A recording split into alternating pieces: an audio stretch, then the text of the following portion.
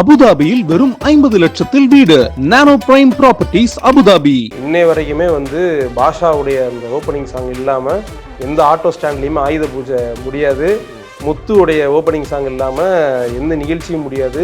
ரசிகர்கள் ஏதோ ஒரு ஃபங்க்ஷன் நடத்துகிறாங்க அப்படின்னா ஃபஸ்ட்டு எடுக்கிற பாட்டு இந்த பாட்டாக தான் இருக்கும். ரஜினி சாரை ஆரம்பத்தில் அவரோட தேர்ந்தெடுத்த பாதை ஒரு வில்லன் ரோலில் நெகட்டிவான ஒரு ஆளை தான் வந்தார்.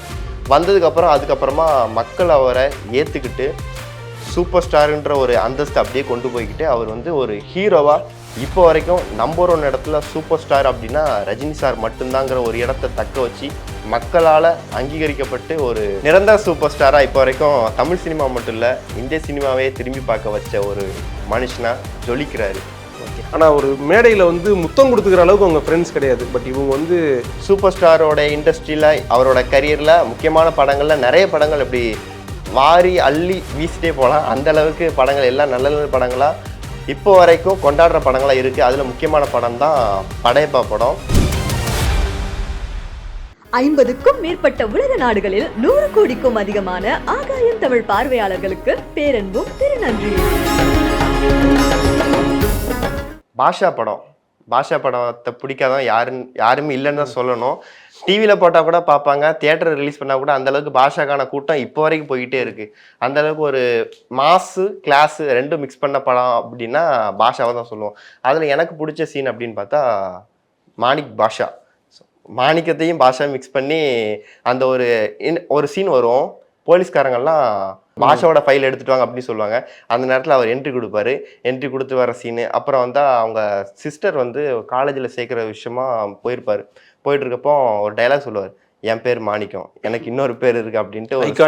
ஐகானிக் சீன்ஸ்லாம் இப்போ வரைக்கும் ஒரு லிஸ்ட் எடுத்து பார்த்தா மோஸ்ட் ஐகானிக் சீன் லிஸ்ட் எடுத்து பார்த்தா அந்த சீன்ஸ்லாம் அந்த பட்டியலில் கண்டிப்பாக இருக்கிற ஒரு சீன்ஸ் தான். அப்படியே கொஞ்சம் ரிவர்ஸில் போய்கிட்டே இருந்தோம்னா 6 இருந்து 60 வரை படம் கண்டிப்பாக நிறைய பேர் பார்த்துருக்க வாய்ப்பு இல்லை. ஏன்னா 2K கிட்ஸ் சொல்கிறேன். 2K வீடியோவே பார்க்க மாட்டாங்க. அதில் ஒரு சீன் பர்டிகுலராக இந்த சீன் அந்த ஒரு வறுமையில் உள்ள சீனில் நல்லா ஒரு யதார்த்தமான நடிப்பை அப்போ உள்ள சிச்சுவேஷனில் அப்படியே காட்டியிருப்பார். ஃப்ரெண்டுகிட்ட கடன் வாங்குற ஒரு சீனு. அது இந்த கரண்ட்ல இருக்கிற சிச்சுவேஷன்ல அது சாத்தியம் இல்லாத ஒன்று கேட்டிருப்பாரு. இவர் கடன் கேட்கறதுக்காக ஒரு ஃப்ரெண்டுகிட்ட கேட்டிருப்பாரு. சோட்டை கேட்டிருப்பாரு. கேட்குறப்போ நீ என்கிட்ட எவ்வளோ கடன் வாங்கியிருக்க, நீ நோட் பண்ணி வச்சிருக்க அப்படின்னு கேட்டிருப்பாரு. இல்லைன்னு சொல்லிருப்பாரு. அப்புறம் நான் மட்டும் எதுக்கு நோட் பண்ணணும் அப்படிங்கிற மாதிரி சொல்லியிருப்பாரு. அது இப்போ இருக்கிற சிச்சுவேஷன்ல சாத்தியமான்றது தெரில. ஆனால் அந்த டைம்ல அந்த டயலாக்கை அவ்வளோ யதார்த்தமா உணர்வு பூர்வமாக ஒரு 2 பேருக்குள்ள ஃப்ரெண்ட்ஷிப்பை அழகாக காட்டியிருக்கிற ஒரு விஷயமா தான் அந்த படத்தில் அழகாக சொல்லியிருக்காங்க. இன்னொரு பக்கம் அதில் நிறைய விஷயங்கள் சொல்லிட்டே போகலாம். அண்ணன் தம்பி பாசமாக இருக்கட்டும்.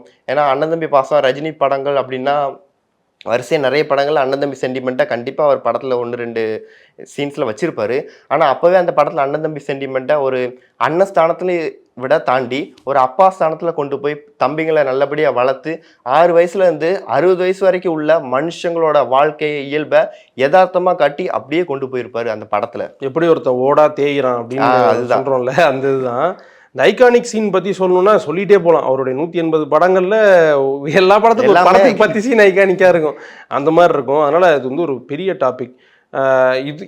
இதை பற்றி சொல்லும்போது இன்னொன்று என்ன அப்படின்னா, இப்போ ரீசெண்டாக வர்ற மீம்ஸ் இதெல்லாம் பார்க்கும்போது என்னென்னா, சூப்பர் ஸ்டார் அழுதா எப்படி இருக்கும், அவருடைய அழுகிற சீன்ஸ் எப்படி இருக்கும் அப்படின்றதெல்லாம் போட்டிருந்தாங்க. அழுகிற சீனாக ரொம்ப ரீசெண்டானது தான். எதுனா ஜெயிலரில் வர்றது, அவர் பையன் ஏமாத்திருப்பார், அவர் அழுவாரில் அந்த சீனு. அதுக்கப்புறம் கூலியில் கிளைமேக்ஸ் அந்த பர்ஸை திறந்து ஒரு ஃபோட்டோ இருக்கும், பார்த்துருப்பா அந்த சீன். அதெல்லாம் பட் இப்போ வர்றதெல்லாம் விஷயமே கிடையாது. முன்னாடி வந்தது தான். முள்ளும் மலரும்ல வேலை போய்டும், அவருக்கு கை போய்டும், வேலை போய்டும், கேட்பார். அப்போ தான் அந்த ஐகானிக் சீனே வரும். 2 கையும் 2 காலும் இல்லைன்னா கூட காலிங்கிறவன் பிழைச்சிக்குவான் சார், கெட்ட பையன் சார் அவன். அது அப்படியே போனால் படையப்பா இப்போ ரீலீஸ் ஆக போகுது படம் வேறு, இன்னைக்கு ரீலீஸ் படம். ஸோ படையப்பாவில் ரொம்ப ரொம்ப அப்படியே மனசை போட்டு ஒரு வருத்துற மாதிரியான ஒரு சீன் என்ன அப்படின்னா, தங்கச்சிக்கு சாப்பாடு ஊட்டி விட்டே இருப்பார். சாப்பாடு விட்டுரும்போது கிடக்குறான் பாரு, அவனோட நல்ல மாப்பிள்ளையா, இதுவா பார்த்து அவனோட படித்தவனா எல்லாம் சொல்லிகிட்டே இருப்பார். அந்த பணம் இது வரும்போது அப்படியே சாப்பாடை கீழே போட்டு தெரியலமா துண்டை வச்சு தொடச்சிட்டு அப்படின்னுவாரு. அது அந்த சீனு. அதுக்கப்புறம் அதே மாதிரி தான் அண்ணாமலையிலையும். அண்ணாமலையில் அவருக்கு வந்து தெரிஞ்சிடும் இந்த மாதிரி பையன் பொண்ணும் சரத்பாபு சாரோட பையன் லவ் பண்ணுறாங்க அப்படின்னு தெரிஞ்ச உடனே பின்னாடி மனோரமா ஆச்சி நிற்பாங்க வந்துட்டு ஏன் வந்துட்டு எதாம்மா இருக்க அப்படின்ட்டு அப்படியே போயிட்டா ஒரு பெரிய வைடு ஷாட்டு அதில் நின்றுட்டு இருப்பார் அப்படியே. அப்போ தான் அந்த பாட்டு ஆரம்பிக்கும், ஒரு வெண்புறா பாட்டு. அதுக்கு முன்னாடி அப்படியே பார்த்தா அந்த வேதனையில் அவர் பார்த்துட்டு இதே ஆக்ஷன் தான் இப்போ கேட்டால் பிரதீப் ரங்கநாதன் ஆக்ஷன் அப்படின்ற அந்த மாதிரியான ஒரு ஆக்ஷன் ஒன்று கொடுத்துருப்பாரு. அது இப்படி அடிக்கிட்டே போகலாம். அடுத்தடுத்து முத்தெல்லாம் மறக்கவே முடியாது. முத்தெல்லாம் பார்த்து நான் கதையை அழுதுருக்கேன் சின்ன வயசுல. எங்கள் வீட்டில் சமாதானப்படுத்துறேன் உட்காந்து, இதெல்லாம் சினிமாடா அப்படின்ட்டு அந்த அளவுக்கு முத்து பார்த்து அழுதுருக்கிறேன். முத்துல வந்து அது வரைக்கும் பயங்கரமாக ஜாலியாக சிரிச்சுட்டு இருந்த முத்தை வந்து அடித்து வீட்டை விட்டு விரட்டுறாங்க. அப்போது ரொம்ப எக்ஸ்ப்ரெஷன் கொடுத்து, இப்போ கமல் சார் வந்து அவர் அழுத நம்ம அழுதுடலாம், ஈஸியாக அழ வச்சுருவார். இப்படி இவ்வளோ ஜாலியாக பார்த்த ஒரு கேரக்டர் வந்து அடித்து ஒன்றுமே இல்லாமல் வீட்டை விட்டு திறத்தும் போது அந்த வெள்ளை ட்ரெஸ் எடுத்துக்கிட்டு கையில் ஒரு துண்டு எடுத்துக்கிட்டு அப்படியே கும்பிட்டுட்டு அந்த ஷார்ட் போயிட்டே இருக்கும்.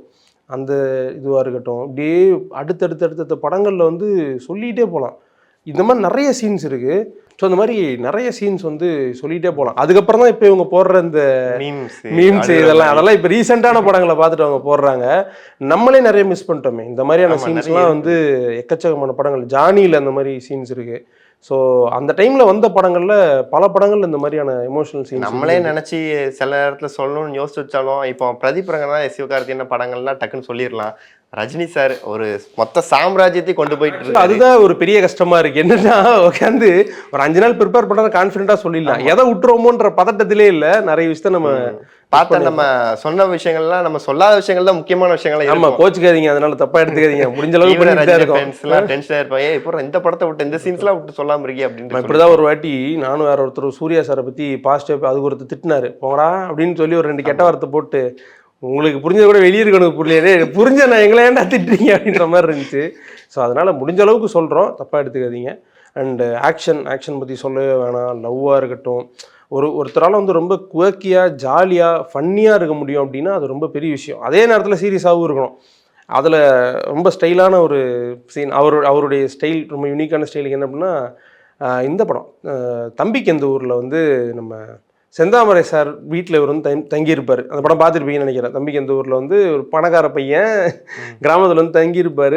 செந்தாமரை சார் நின்றுருப்பார். உள்ளேருந்து ஒரு குரல் வரும், என்னங்க அப்படின்ட்டு. செந்தாமரை சாரோட ஒய்ஃப்னு நினைக்கிறேன். உடனே இவர் சொல்ல போது, இந்த வரேங்க அப்படின்ட்டு இவர் ஒரு டோனில் சொல்லுவார், அது என்ன கூப்பிட்டாங்க நீ இரு அப்படின்ட்டு போவாங்க.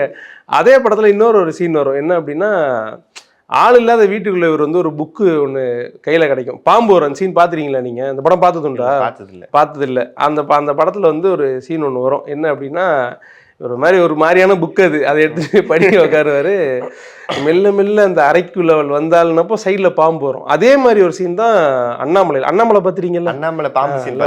அதே மாதிரி ஒரு பாம்பு சீன் தான் அதுவும். அது சூப்பர். அவருடைய அந்த க்யூட்டான ஸ்டைலுக்காக அது. ஸோ அதான் தில்லுமுல்லில் இருக்கிற மாதிரியே ஒரு ஒரு மாதிரி ஜாலியான ஒரு கேரக்டராக ஒரு பல படங்கள் பண்ணியிருக்காரு. இப்படி பிரித்து வச்சோன்னா அதை சொல்கிறதுக்கே ஒரு 100 கேட்டகரி இருக்குது. அதே மாதிரி இப்போ வர்ற தமிழ் சினிமாவில் நிறைய படத்தோட டைட்டில்லாம் பார்த்தா ரொம்பவும் டிஃப்ரெண்ட்டாக இருக்கும். இன்னொரு பக்கம் அந்த டைட்டில்லாம் நம்ம எங்கேயோ பார்த்த மாதிரி இருக்குங்கிற மாதிரி தோணும். ஏன்னா அப்படிப்பட்ட டைட்டில் எல்லாமே அப்படியே ரிவர்ஸில் போனால் சூப்பர் ஸ்டாரோட டைட்டில் தான் அப்படியே இந்த படத்துக்குள்ளே வச்சுருப்பாங்க.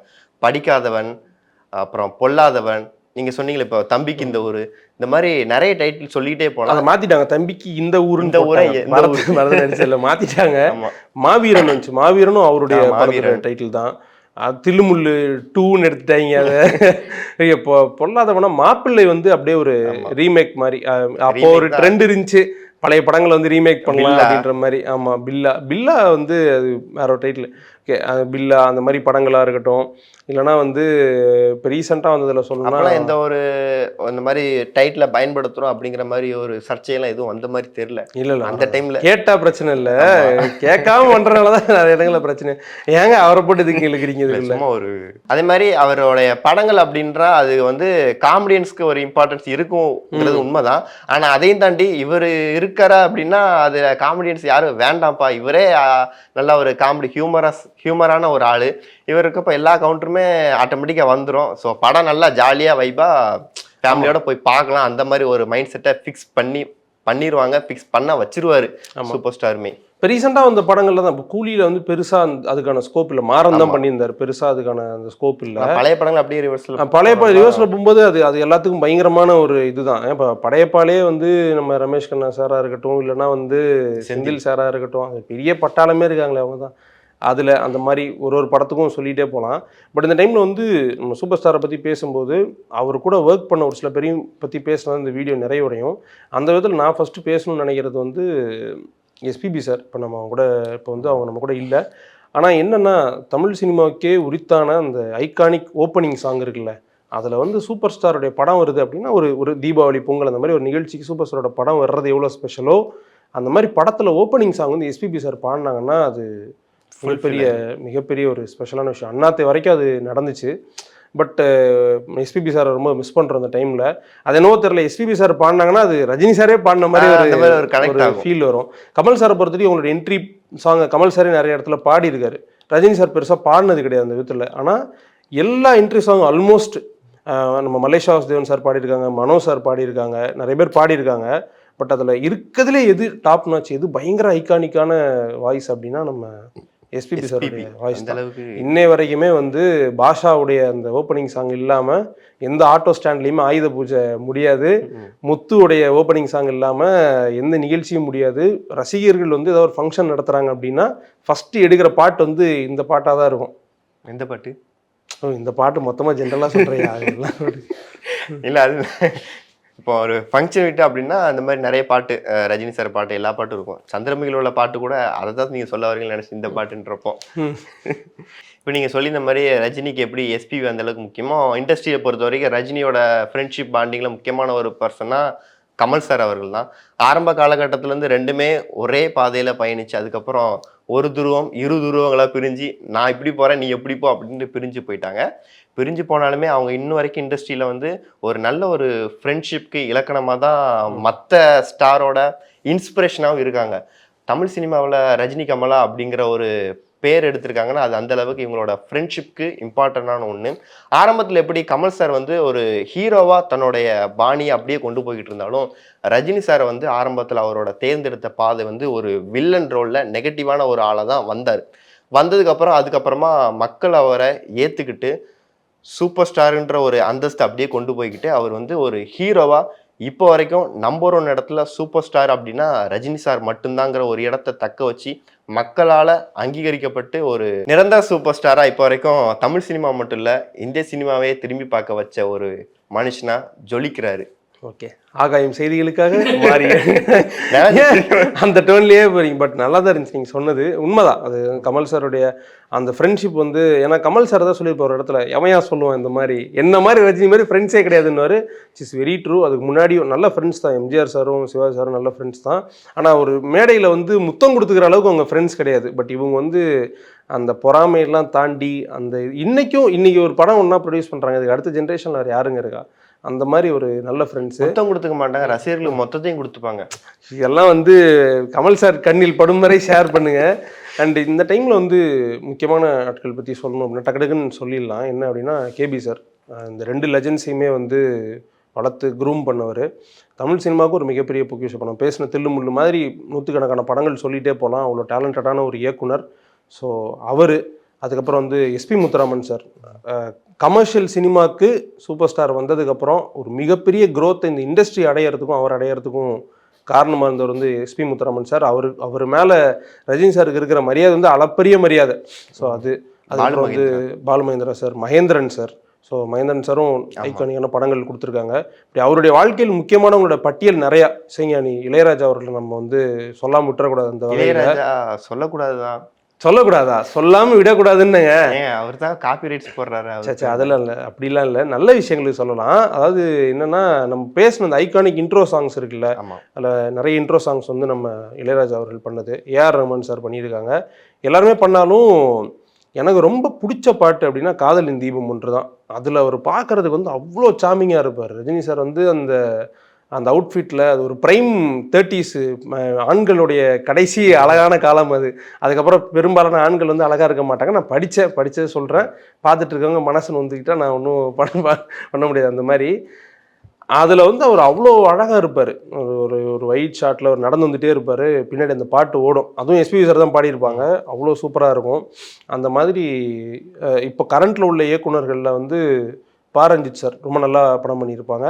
அண்டு கார்த்திக் சுப்பராஜ் சார் ஒரு படம் தான் நாங்கள் அதிகம் எதிர்பார்க்குறோம், அடுத்த நல்ல நல்ல படங்கள் பண்ணணும் அப்படின்ட்டு. ஸோ இன்னும் முக்கியமான ஆட்களுடைய பட்டியல் பெருசு, நம்மளுடைய சிறுமூளைக்கு எட்டின அளவுக்கு நம்ம பேசியிருக்கோம். நமக்கு தெரிஞ்சது இவ்வளவுதான், அந்த மாதிரி தான். ஆமாம், நாங்கள் ஹம்பிளாகவே போயிடுறோம். இதுக்கு போட்டு யாரையா சொல்லிட்டே போனால் நிறைய விஷயங்கள் இருக்கு. நமக்கு தெரிஞ்ச விஷயங்கள் மட்டும் அப்படி தொட்டும் தொடாமல் பட்டும் படாமல் மாதிரி சொல்லிடுறோம். அது மாதிரி ஃபேன் பாய் மூமெண்ட் அப்படின்னா நிறைய டேரக்டர்ஸ் லிஸ்ட் அப்படியே இருக்காங்க. இண்டஸ்ட்ரி பொறுத்த வரைக்கும் ஒரு சில ஆக்டரோட ஃபேன் அப்படின்னா ஒரு சில டேரக்டர்ஸ் சொல்லலாம். இப்போ சூப்பர் ஸ்டார் அப்படின்னா அவரோட ஃபேன்ஸ் பார்த்தா எக்கச்சக்கமான டேரக்டர்ஸ் இருக்காங்க. நடிகர்களாக இருக்கட்டும், இயக்குநர்களாக இருக்கட்டும், அது ஒரு பெரிய எல்லா காலத்துலையுமே அந்த டேரக்டர்ஸ், ஆக்டர்ஸ், இண்டஸ்ட்ரியில் உள்ள எல்லா ஸ்டார்ஸுமே இருக்காங்க சூப்பர் ஸ்டாரோட ஃபேனா. அந்த அளவுக்கு அவரோட படத்தை எடுக்கிறதுக்காக நிறைய டேரக்டர்ஸ் இப்போவுமே ஒரு தவம் அப்படின்றது ஒரு விஷயத்துல இருக்காங்க. ஏன்னா அவரோட படத்தை எடுத்துட மாட்டோமா, நம்ம இண்டஸ்ட்ரிக்குள்ளே வந்து அவர் கூட நடிச்சிட மாட்டோமா அப்படிங்கிற ஒரு ஆசைக்காக ஏங்கிட்டு இருக்காங்க. படையப்பா படம் வந்து இன்னைக்கு ரீரிலீஸ் ஆயிருக்கு. சூப்பர் ஸ்டாரோட இண்டஸ்ட்ரியில் அவரோட கரியரில் முக்கியமான படங்கள்ல நிறைய படங்கள் இப்படி வாரி அள்ளி வீசிட்டே போகலாம். அந்த அளவுக்கு படங்கள் எல்லாம் நல்ல நல்ல படங்களா இப்போ வரைக்கும் கொண்டாடுற படங்களா இருக்கு. அதுல முக்கியமான படம் தான் படையப்பா படம். படைப்பா படத்தோட பார்ட் 2க்கான வேலை என்னன்னு எல்லாத்தையும் பார்ட் 2 தளபதி பார்ட் 2 படையப்பா பார்ட் 2 சரி ஓகே. இல்லை அது ஒவ்வொருத்தரோட ஒப்பீனியன் இருக்குல்லையே. இப்போ அவரோட ஒப்பீனியன் அவரே சொல்லிட்டாரு. அந்த டிஸ்கஷன் போயிட்டு இருக்கு, நீலாம்பரின்ற டைட்டில் வச்சா நல்லா இருக்குன்ற மாதிரி ஒரு 30 நிமிஷத்துக்கு பேசியிருக்காரு. ஆனால் அந்த விஷயங்கள் அவர் பேசி நம்ம கேட்குறப்ப தெரியுது படைப்பா படத்துல இவ்வளவு விஷயங்கள் நடந்திருக்கா, இந்த கேரக்டருக்கு பதிலாக இந்த கேரக்டர் தான் சூஸ் பண்ணி வச்சிருந்தாங்களா மாதிரி நிறைய விஷயங்கள் நமக்கே தெரியாத விஷயங்கள்லாம் அவரே ஷேர் பண்ணி. நமக்கே தெரியாதுன்னு நம்ம என்ன படைப்பா படத்துல இல்ல அந்த டைம் அசோசியேட்டிவ் ஒரு ப்ரொடக்ஷன் மேனேஜர் மாதிரி. ஆமா, நமக்கு தெரியாத நிறைய விஷயங்கள், நம்ம படிக்காத கேள்விப்படாத நிறைய அறியப்படாத தெரியப்படாத விஷயங்கள் எல்லாம் சொன்னாங்க. ஸோ அதுதான் சூப்பர் ஸ்டார் பற்றி பேசிட்டே இருக்கலாம் ரொம்ப நேரம். பட் நமக்கு வந்து நேரமின்மை காரணமாக இந்த பேச்சை வந்து இதோட நம்ம முடிச்சுக்கலாம். ஒரு மனிதர், நான் திரும்பவும் சொல்கிறேன், ஒரு மனிதர் வந்து ஒரு 50 ஆண்டு காலம் ஒரு ஃபர்ஸ்ட் நம்பர் 1 பொசிஷனில் இருக்கிறது அப்படின்றது வந்து அவருக்கு எந்த அளவுக்கு வெற்றியோ அந்த இடத்துக்கு வரணும். அந்த இண்டஸ்ட்ரியில் வந்து நம்ம ஏதாவது கால் பதிக்குன்னு நினைக்கக்கூடிய இளைஞர்களுக்கும் மிகப்பெரிய வெற்றி தான். ஏன்னா ஒரு பெரிய இன்ஸ்பிரேஷன். என்றைக்குனாலும் நீங்கள் அந்த இன்ஸ்பிரேஷனை ஒரு ஹோப்பாக எடுத்துக்கிட்டு அதை நோக்கி நீங்கள் போயிட்டே இருக்கலாம். அந்த வழியில் நானே அவருக்கு நிறைய நன்றி சொல்லணும். நிறைய டவுனாக இருக்கக்கூடிய நேரத்தில் அவருடைய இந்த குட்டி கதைகளை கேட்டு மனசை தேத்தணுன்ற வகையில் தலைவா, happy birthday, may God bless you with all health and wealth. நானே சொல்லிடுங்க, நானே கட் பண்ணிட்டேன், நான் சொல்கிறேன் நீங்க. ஓகே, அந்த மாதிரி அவரோட பாட்டை சொன்ன மாதிரி தான் சூப்பர் ஸ்டார்னா யாருன்னு கேட்டா சின்ன குழந்தைங்க முத கொண்டு சொல்லாங்கிற மாதிரி தான்.